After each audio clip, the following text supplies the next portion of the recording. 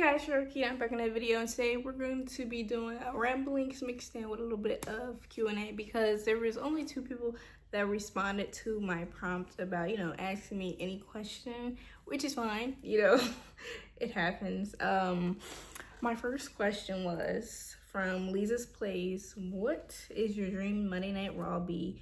Be realistic. Also, if you had time, what about SmackDown's current roster? I'm gonna do the easier one first, and my opinion on SmackDown's current roster is I think that they have a good thing going. They have a great start. They just need to put in more time and effort into the overall storylines, because a lot of times the storylines are half done. They're half done. It's like you start off very well with the SmackDown storylines, but then it kind of falls off a little bit. It's not consistent all the way through, because I'll be real.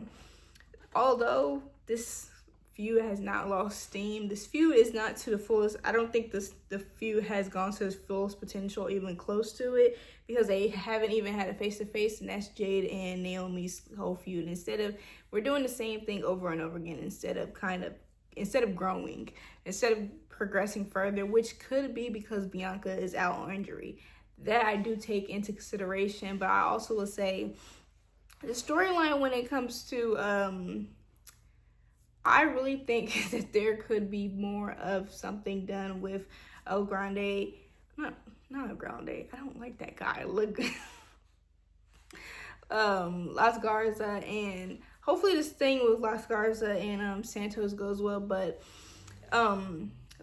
Legata, they have had this kind of thing where they are in the spotlight a little bit, but we don't get to know more about the dynamic of everybody in that group, and that's been going on for a very long time. Hopefully with what's going on now, that changes. I will also say I'm disappointed in how they're going with Jimmy Uso, because he is very over, and not only is he over, he's capable, and instead of having him in this storyline, they have him in the sidelines, which I do think is going to amount to something. Hopefully I am right about my prediction, and maybe he has a match with Cena, but if not, there's still more that should be done.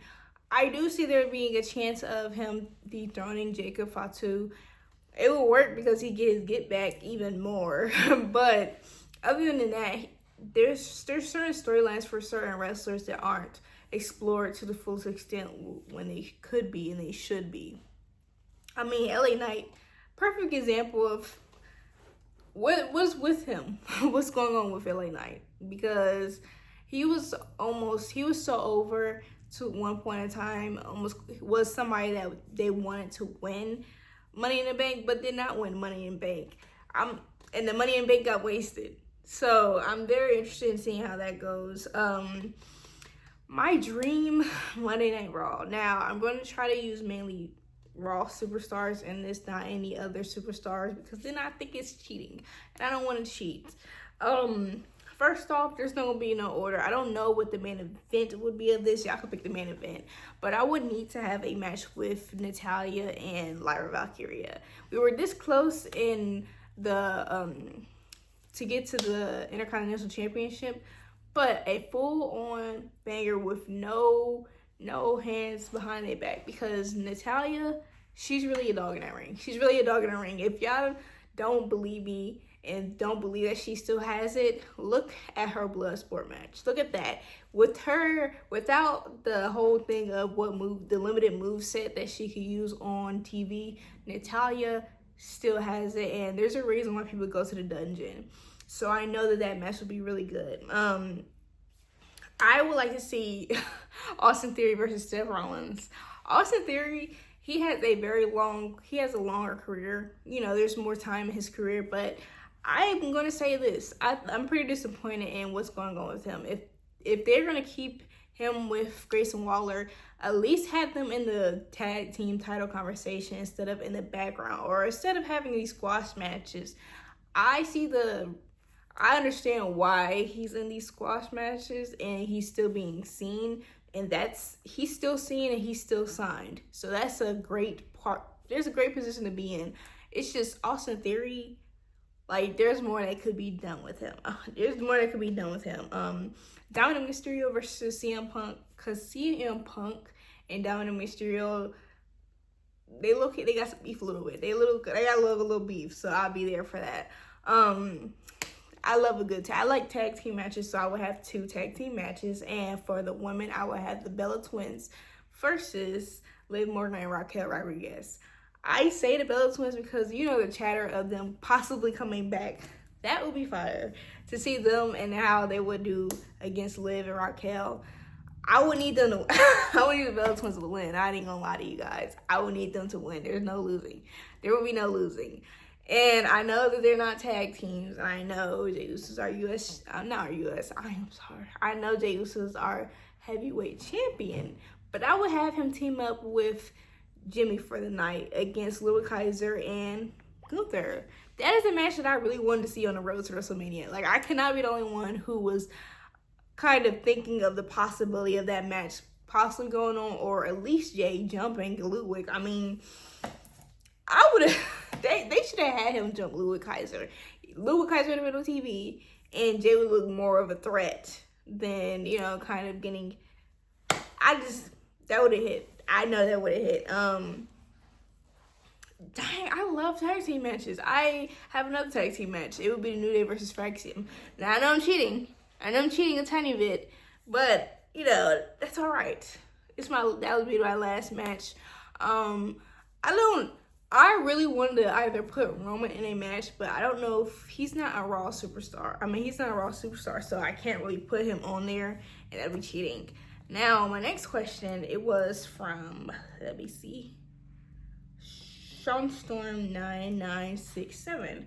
He said, why is your posting inconsistent? Sad face. I'm sorry that you're sad about this. It's not inconsistent. It's more so on a different schedule, because beforehand, when I first started the channel, I was posting every day of the week, and then I went back. I was not in school at the time, so it worked. But now I'm in school and I'm working, so the posting every day thing kind of doesn't work.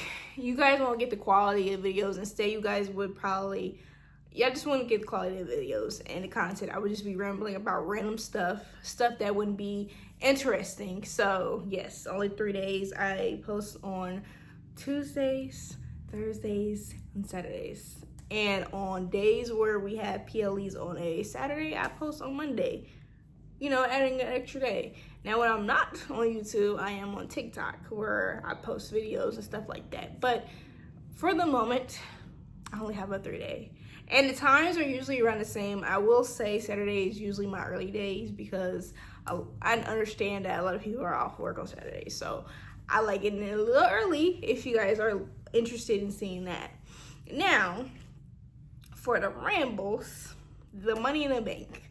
There's a lot of conversation about who should win the Money in the Bank. What does the Money in the Bank kind of mean? And I see a lot of opinions on the Money in the Bank should go to a newcomer. It should go to somebody that is just starting a career. And I would say I disagree. I would say that I disagree, because that is not something that we've seen with, and I will say that is really towards the women's side of it all, that it should be somebody younger and stuff like this, younger and newer on the roster. But I would disagree with that. You know why I disagree with that? Because on the men's side, look at their ages. And look how long they've been on the roster. Like, we don't even have to go back. You go back 2 years. We had Drew McIntyre. I'm sorry. I am so sorry to Drew McIntyre fans. Drew McIntyre won Money in the Bank and lost in the same night. That was insane to me. Y'all could have gave it to LA Knight, but neither here nor there. I'm sorry, Drew fans. But yeah, Drew McIntyre, and then Damian Priest won it. Look up their ages. Yeah, no. I think the Money in the Bank winner should be somebody that is just not, that needs that extra little oomph, or they are all everything they need. They just need a little bit of an opportunity that cannot be denied. So for me, I would love to see Carmelo Hayes and Naomi win Money in the Bank. I think that's just the only real choice. I really don't want to see another NXT call-up win. I don't. Call me what you will. I don't care. I don't want to see another NXT caller win it. I want to see who I want to see win it. And those picks have been doing such a great job being consistent, being a great and vital part of SmackDown. Why not let SmackDown have the Money in the Bank? It's like Raw gets everything else. They get the storylines, they get Netflix, they get all that. So give it to SmackDown. Let SmackDown have it, because Raw didn't even use theirs for real. They didn't use theirs on Raw last year, so might as well let SmackDown have both the women and the men's championship. That's just my opinion. Now, the man formerly known as Zack Ryder, Matt Cardona, says that he's surprised that WWE has not gave him a call to come back. I don't know if currently WWE do they need him currently? When it comes to the roster they have now, they're still trying to figure that one out. They're still trying to utilize everybody properly right now. Not even considering the fact that there's new people coming in from NXT. Do you really want to be on the roster in the shuffle when this is not to be offensive to him at all, because he's a great performer, a great wrestler. But do you want to be lost in the shuffle because he does not have something that make him stand out? Currently, packaged wise, there's not much that will make him stand out. Now, if they decided to bring Dolph Ziggler back, that'd be a different story, because he's the guy that had a what if type of career. What if he was not sabotaged for real from getting farther? Not Zack Ryder, I'm sorry. Nick Nemeth, he would be somebody I could see, but currently Matt would not mesh in there right now. Maybe further down the year, I see it more. I can see the vision and why he may want. I understand why he may want to be back, because it's WWE. If you're wrestling, if you love wrestling, and if you even want to be in the industry, you want to work there. I get it. I understand it. But right now, I don't see that. Now, y'all let me know if there's something that I'm missing. Maybe because I don't watch his indie matches. I don't watch the things that he's on. That could be it. I understand that. And y'all let me know if I'm wrong. But right now, he does not need to be on the roster at all. He don't need to be on the roster. Like, he can pursue other interests, other companies, which he has been on the indie scene. Maybe he goes to play AEW. You know, what if he goes there? He could go there if he wanted to. I wouldn't be mad at that. But currently, with Rusev come back, with NXT, allow them to get their rounds now. Allow them to get their bearings now when it comes to the talent they have currently. Because if you want to add that, you might just be on the list of releases. Next, that kind of sounds harsh. My bad. My bad. Now, this right here is serious. And it's something that I really care about because I love women's wrestling. So, on Twitter, there was this weird AI of Triple H and Rhea. All I'm going to say about it. And a lot of times when people talk about Rhea's booking, it gets really personal. It gets really personal when it doesn't have to be personal. A lot of people will say that she needs to retire. She needs to get in. They talk about how she needs to get injured, needs to be out some more, or needs to get fired, needs to get released, or she doesn't deserve the place she's in, stuff like that. I cannot say that I'm entirely ecstatic about her booking. I can't say that I'm jumping for joy every time that I'm seeing her on the screen trying to get that title back. I cannot say that. I cannot lie to you on that because I don't believe that. I cannot say that I think that it's a good idea for her to be the one to dethrone Io Sky. I cannot say that because I want Bianca Belair to dethrone Io Sky. That's what should have happened. But seeing Rhea Ripley be a champion anytime soon, it's not the move. But if that happens, it's not her fault. That's not something that she makes possible. She's not the one who's in that creative room calling the shots, making the matches, booking everything. She's not the one who does that. She's not the one who makes up the storylines on who she's going against or who she's not going against. She's not the one who says that she's the one who gets the title. She's not the one. The booker is. If we're gonna get mad at anybody, get mad at the booker. When it comes to a lot of these bookings, y'all blame the person as if they have that much power. They don't book the shows. They don't book the shows. Like, would you be mad? Are you going to be, you know what, some people do get mad at this, but are you really going to go to Walmart and tell the sales associate, why is this $10? And get mad at that sales associate that it's $10 when they don't make the prices? No, you're either going to buy it or you're going to shut up. I'm not saying I need to shut up, but why are we getting mad at Rhea? Don't get mad at Rhea. Let's not act like that she did all this weird stuff to get on top. No, I think a lot of people, she's just really popular. I do think that they don't utilize the women they have. They need to start utilizing the women they have, because then you make new stars. Then you don't have to depend on one person. And that one person, if she wants to, can go and vacation. She can come back and have a spot. Then she can have a flourishing division. There's no need for you guys to go and snipe at these women, especially like women like Charlotte Flair. Charlotte Flair ain't the one who booked the championships.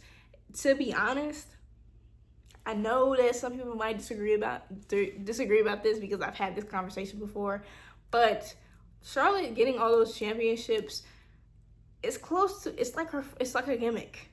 It's like a gimmick, because her father has all those championships and his record got broken, but it's clearly a gimmick. Why are we getting mad at Charlotte for being in the title conversation, especially when she's always willing to sell for someone? She's always willing to go allow other people to go over. You know what I'm saying? Like, why are we getting mad at people who really want the best for the women's division? If you want to be mad at the ones that are openly selfish. Because a lot of the women aren't openly selfish. They just know how the business works, and they take advantage of that, because that's all you can do, take advantage of it. That's what the men do. You guys have all the smoke for the women's wrestling, and then you don't put into the women. Do y'all buy the merch? The haters, do y'all buy the merch? The ones that have a lot to say about how things are going on in women, do y'all support the women? You guys have to support the women if y'all want change to occur, because now the status quo of the men taking over the show, it's what makes them more money, because it's what people are paying attention to. That doesn't make it better or more quality. No, it's just what it is. But that is the end of today's video. Y'all let me know what you guys think, and thank you for watching. Bye.